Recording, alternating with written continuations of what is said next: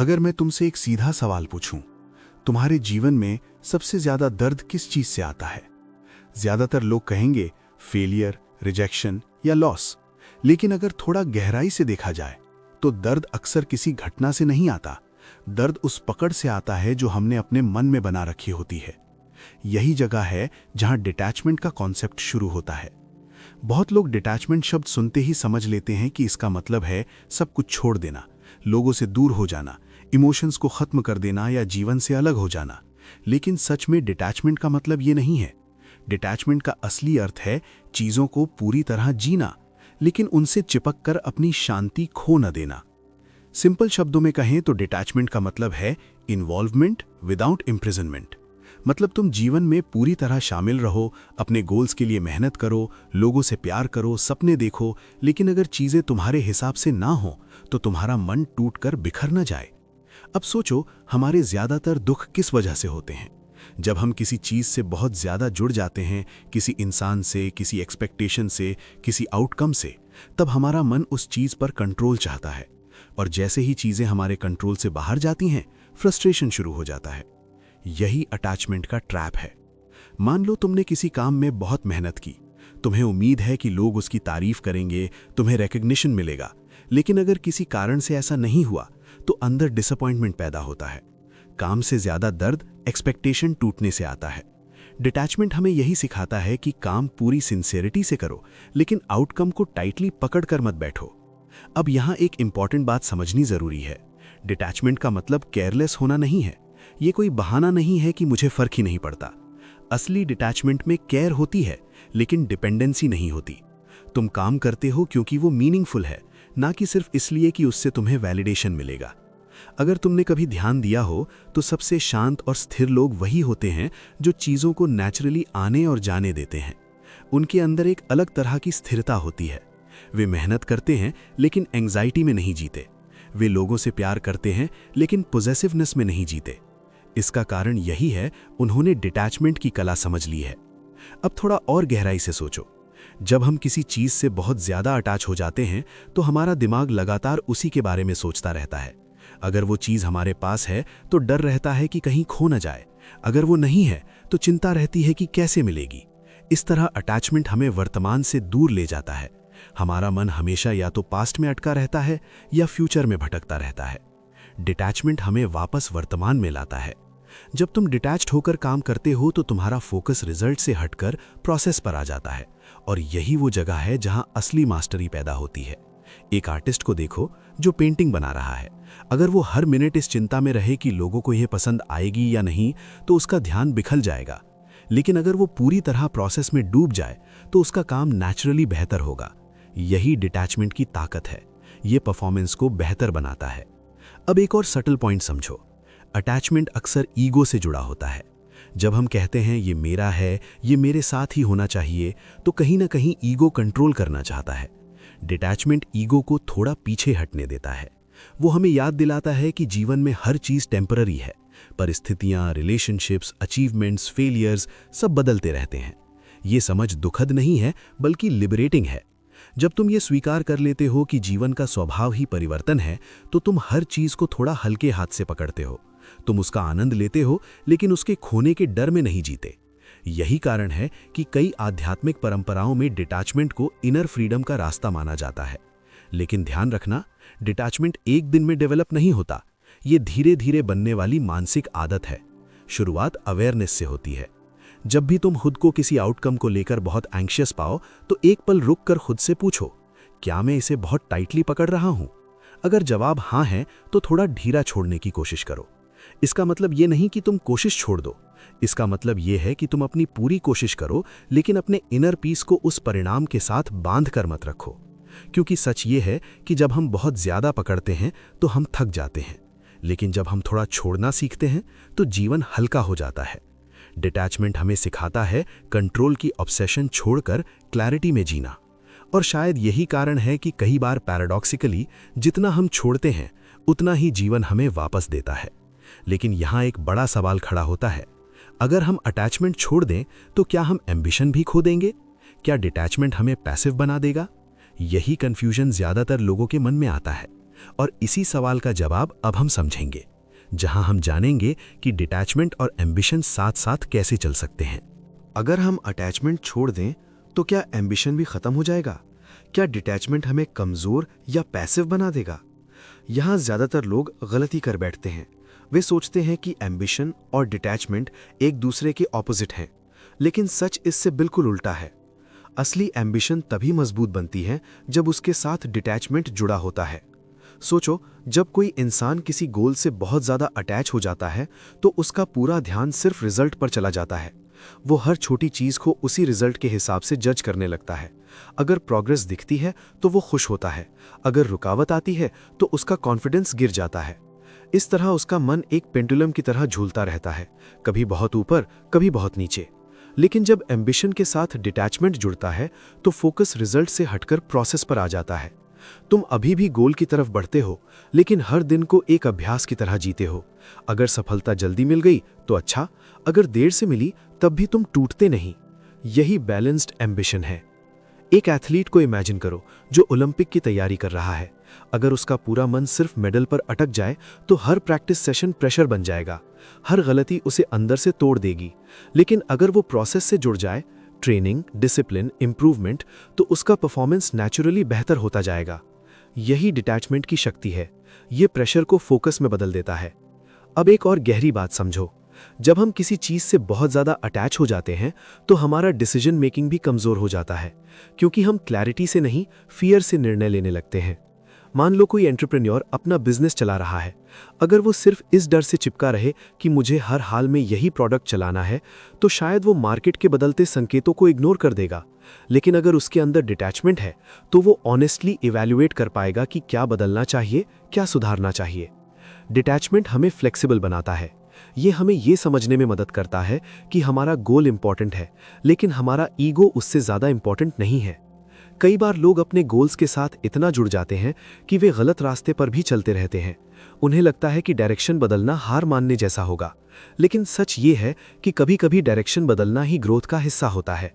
Detachment हमें ये साहस देता है कि हम अपनी गलतियों को स्वीकार कर सकें। जब हम आउटकम से डिटैच्ड होते हैं तो हम एक्सपेरिमेंटेशन के लिए खुले हो जाते हैं। हमें फेलियर का डर कम लगता है, हम नए आइडियाज ट्राई करने लगते हैं। यही माइंडसेट इनोवेशन को जन्म देता है। इतिहास में जितने भी बड़े इनोवेटर्स हुए हैं, उनमें एक कॉमन क्वालिटी थी। वे अपने आइडियाज के लिए पैशनेट थे, लेकिन ईगो से अटैच्ड नहीं थे। अगर कोई आइडिया काम नहीं करता था तो वे उसे छोड़कर दूसरा रास्ता खोज लेते थे। ये फ्लेक्सिबिलिटी डिटैचमेंट से आती है। अब यहाँ एक पैराडॉक्स है। जितना हम किसी चीज को पकड़कर रखने की कोशिश करते हैं, उतना ही वो हमें मेंटली थका देती है। लेकिन जब हम उसे थोड़ा छोड़ते हैं तो हमारे अंदर नई ऊर्जा पैदा होती है। यही कारण है कि कई लोग जब किसी चीज को लेकर ऑब्सेशन छोड़ देते हैं, तब अचानक उनके रिजल्ट्स बेहतर होने लगते हैं, क्योंकि उनका माइंड रिलैक्स्ड और फोकस्ड हो जाता है। डिटैचमेंट हमें प्रेशर से मुक्त करता है, लेकिन पर्पस से नहीं। इसका मतलब है कि तुम अपने गोल के लिए पूरी मेहनत करो, लेकिन अपनी खुशी को उस गोल के साथ बांध कर मत रखो। अगर तुम्हारी खुशी सिर्फ रिजल्ट पर डिपेंड करती है तो तुम्हारा मन हमेशा अनस्टेबल रहेगा। लेकिन अगर तुम्हारी खुशी प्रोसेस से जुड़ी है तो तुम हर दिन जीत सकते हो। एक प्रैक्टिकल उदाहरण देखो। मान लो तुम कंटेंट क्रिएट कर रहे हो, वीडियोस, राइटिंग या कोई क्रिएटिव काम।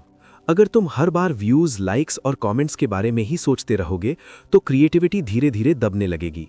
लेकिन अगर तुम क्रिएशन के प्रोसेस से जुड़ जाओ तो तुम्हारा काम नेचुरली ऑथेंटिक और पावरफुल होगा।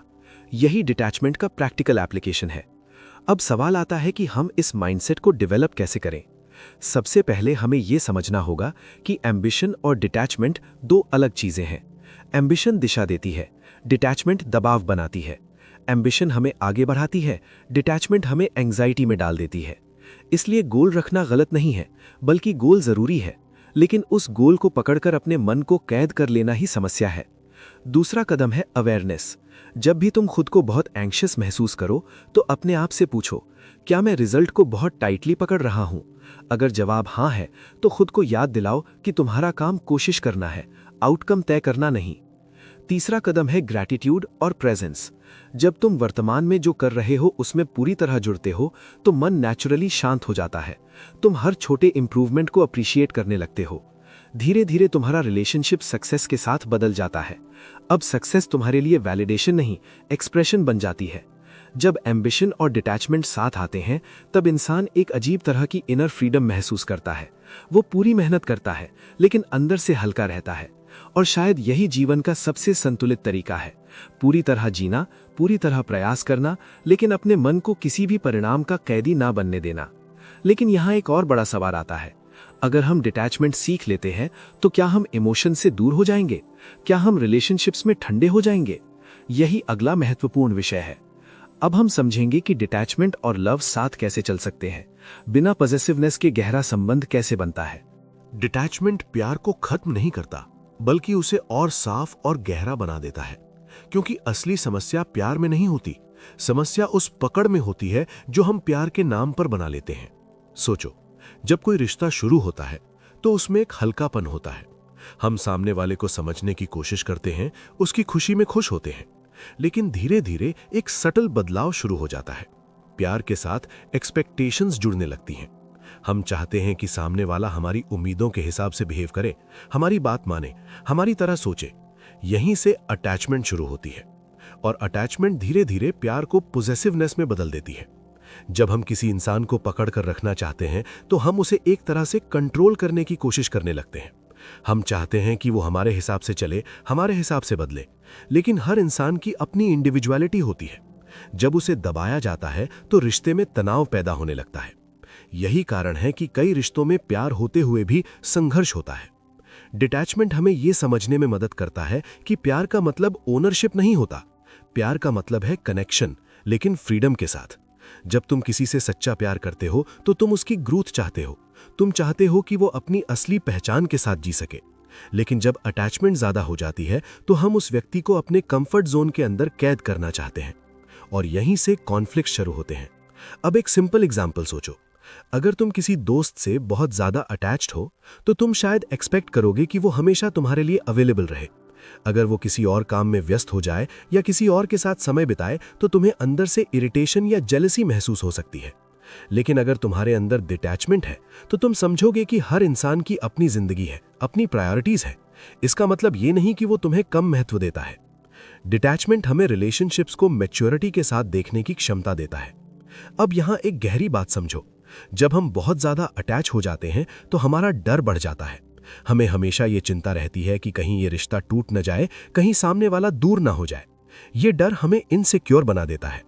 लेकिन जब हम थोड़ा डिटैच्ड होते हैं तो हमारे अंदर कॉन्फिडेंस आता है। हम जानते हैं कि हम प्यार कर सकते हैं, लेकिन अगर परिस्थितियां बदल जाएं तो भी हम टूटेंगे नहीं। ये कॉन्फिडेंस रिलेशनशिप को हेल्दी बनाता है। डिटैचमेंट का मतलब है कि तुम्हारी परवाह डिपेंडेंसी में नहीं बदली है। तुम प्यार करते हो, लेकिन अपनी आइडेंटिटी खोकर नहीं। कई बार लोग अपने रिश्तों में इतना इमोशनली इन्वेस्ट कर देते हैं कि उनका पूरा हैप्पीनेस उसी पर डिपेंड करने लगता है। अगर रिश्ता अच्छा चल रहा है तो वे खुश हैं, अगर उसमें थोड़ी समस्या आ जाए तो उनका पूरा मूड गिर जाता है। इस तरह उनकी इमोशनल स्टेबिलिटी दूसरों के बिहेवियर पर डिपेंड करने लगती है। डिटैचमेंट हमें ये बैलेंस देता है कि हम रिश्तों को महत्व दें, लेकिन अपनी इनर स्टेबिलिटी को भी बनाए रखें। जब तुम्हारे अंदर ये स्टेबिलिटी होती है तो तुम रिश्तों में ज्यादा अंडरस्टैंडिंग और पेशेंस ला सकते हो, क्योंकि तुम इनसिक्योरिटी से रिएक्ट नहीं कर रहे होते, बल्कि क्लैरिटी से रिस्पॉन्ड कर रहे होते हो। अब सोचो, अगर दो लोग रिलेशनशिप में हों और दोनों के अंदर डिटैचमेंट हो तो उनका रिश्ता कैसा होगा? वो रिश्ता कंट्रोल पर नहीं, ट्रस्ट पर आधारित होगा। वहां पॉसेसिवनेस कम होगी और रिस्पेक्ट ज्यादा होगा। वहां आर्ग्यूमेंट्स होंगे लेकिन ईगो नहीं होगा। ऐसे रिश्ते ज्यादा मैच्योर और स्टेबल होते हैं। डिटैचमेंट हमें यह भी सिखाता है कि हर रिश्ता हमेशा के लिए नहीं होता। कुछ लोग हमारी जिंदगी में थोड़े समय के लिए आते हैं, कुछ लंबे समय के लिए, लेकिन हर रिश्ता हमें कुछ सिखा कर जाता है। जब हम इस सच्चाई को स्वीकार कर लेते हैं तो हम रिश्तों को ज्यादा अप्रिसिएशन के साथ जीते हैं, न कि डर के साथ। अब प्रैक्टिकल रूप से सोचो कि हम रिलेशनशिप्स में डिटैचमेंट कैसे डेवलप कर सकते हैं। सबसे पहले हमें यह समझना होगा कि सामने वाला इंसान हमारे कंट्रोल में नहीं है। हम उसे इन्फ्लुएंस कर सकते हैं, लेकिन पूरी तरह बदल नहीं सकते। दूसरा, हमें अपने इमोशंस को समझना होगा। जब भी हमें जेलसी, इनसिक्योरिटी या पॉसेसिवनेस महसूस हो तो तुरंत रिएक्ट करने के बजाय थोड़ी देर रुककर ऑब्जर्व करना चाहिए। तीसरा, हमें अपनी पर्सनल ग्रोथ पर भी ध्यान देना चाहिए। जब हमारा जीवन सिर्फ एक रिश्ते के इर्द गिर्द घूमने लगता है तो डिपेंडेंसी बढ़ जाती है, लेकिन जब हमारे पास अपना पर्पस, अपने इंटरेस्ट्स और अपनी आइडेंटिटी होती है तो रिश्ते भी बैलेंस्ड रहते हैं। याद रखो, प्यार और डिटैचमेंट एक दूसरे के दुश्मन नहीं हैं, बल्कि वे एक दूसरे को संतुलित करते हैं। प्यार हमें जोड़ता है और डिटैचमेंट हमें आज़ाद रखता है। जब ये दोनों साथ होते हैं तब रिश्ते न तो सफोकेटिंग होते हैं और न ही सुपरफिशियल। वे गहरे होते हैं लेकिन हल्के भी। अब तक हमने समझा कि डिटैचमेंट का मतलब जीवन से दूर हो जाना नहीं है, बल्कि जीवन को बिना अनावश्यक पकड़ के जीना है। हमने ये भी देखा कि एम्बिशन और रिलेशनशिप्स के साथ भी डिटैचमेंट कैसे बैलेंस बना सकता है। लेकिन इस पूरे कॉन्सेप्ट का सबसे पावरफुल पहलू तब सामने आता है जब जीवन कठिन हो जाता है, क्योंकि सच ये है कि जीवन हमेशा हमारे हिसाब से नहीं चलता। कभी प्लान्स टूटते हैं, कभी रिश्ते बदल जाते हैं, कभी मेहनत का रिजल्ट देर से मिलता है। और जब ऐसा होता है तो ज्यादातर लोग अंदर से टूटने लगते हैं। उनका मन बेचैन हो जाता है, सोच उलझ जाती है और धीरे धीरे स्ट्रेस और एंजाइटी बढ़ने लगती है। यही वो जगह है जहां डिटैचमेंट हमें एक अलग तरह की इनर स्ट्रेंथ देता है। सोचो, जब हम किसी सिचुएशन से बहुत ज्यादा अटैच हो जाते हैं तो हमारा पूरा इमोशनल बैलेंस उसी पर डिपेंड करने लगता है। अगर वो सिचुएशन हमारे फेवर में है तो हम शांत रहते हैं, लेकिन जैसे ही परिस्थितियां बदलती हैं हमारा मन भी बिखर जाता है। इसका कारण यह है कि हमने अपनी स्टेबिलिटी बाहर की चीजों से जोड़ दी है। डिटैचमेंट हमें यह समझने में मदद करता है कि बाहरी परिस्थितियां हमेशा बदलती रहेंगी, लेकिन अगर हमारा संतुलन सिर्फ उन्हीं पर डिपेंड करेगा तो हमारा मन कभी स्थिर नहीं रह पाएगा। जब हम डिटैचमेंट का अभ्यास करते हैं तो हम धीरे धीरे ये सीखते हैं कि हर परिस्थिति टेम्पररी है, चाहे वो सफलता हो या असफलता, दोनों हमेशा नहीं रहती। ये समझ हमें अंदर से हल्का बनाती है। मान लो तुम्हारे जीवन में कोई बड़ा सेटबैक आ गया, कोई प्रोजेक्ट फेल हो गया, कोई अपॉर्चुनिटी हाथ से निकल गई या कोई रिश्ता खत्म हो गया। अगर तुम पूरी तरह उस घटना से अटैच हो जाओ तो तुम्हारा मन बार बार उसी के बारे में सोचता रहेगा। तुम खुद को ब्लेम करोगे, दूसरों को दोष दोगे या भविष्य को लेकर डरने लगोगे। लेकिन अगर तुम्हारे अंदर डिटैचमेंट है तो तुम उस घटना को एक एक्सपीरियंस की तरह देख पाओगे। तुम पूछोगे, इससे मुझे क्या सीख मिली, आगे मुझे क्या बदलना चाहिए, अगला कदम क्या हो सकता है। यही माइंडसेट ग्रोथ माइंडसेट बनाता है।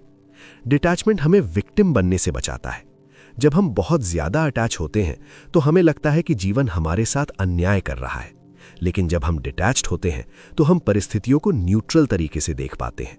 हम समझते हैं कि हर घटना का कोई न कोई कारण होता है और हर अनुभव हमें कुछ सिखाने आया है।